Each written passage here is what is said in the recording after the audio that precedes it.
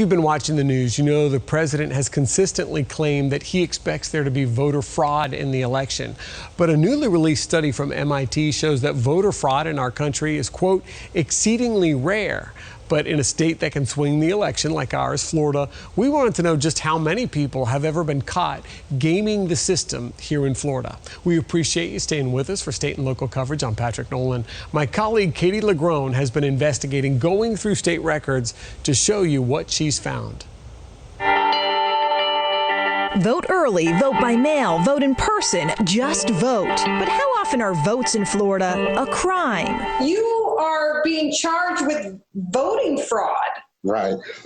Absolutely right. Larry Wiggins is the latest Florida man to be arrested for attempting to defraud the state's election system. What were you thinking when you went ahead and requested a mail-in ballot for your wife who is deceased? I was thinking that they weren't going to send it. And they didn't, and I was glad they didn't. Wiggins claims he was just testing the system when last month he requested a mail-in ballot in his late wife's name and then signed her name for it. I just wrote down her name both times. That was it.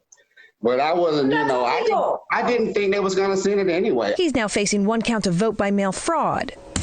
One of few we found in Florida who since 2016 have voted or tried to illegally.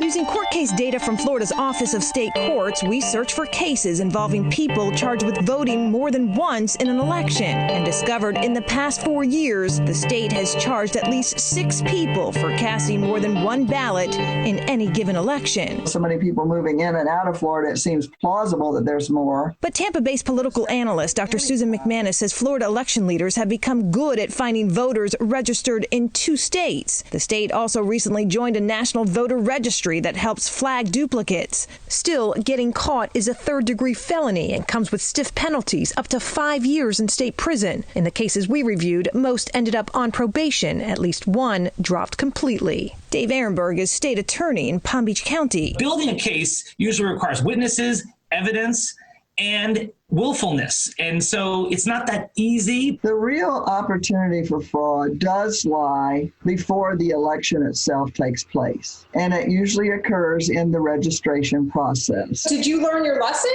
A lesson, oh my God. Which brings us back to Larry Wiggins, who still believes he didn't break the law, just made a mistake. He hopes, in the end, the law votes in his favor. I don't want to break the law anywhere. I'm a law-abiding person, and I always do the right thing. Katie LaGrone, Fox 4, in your corner.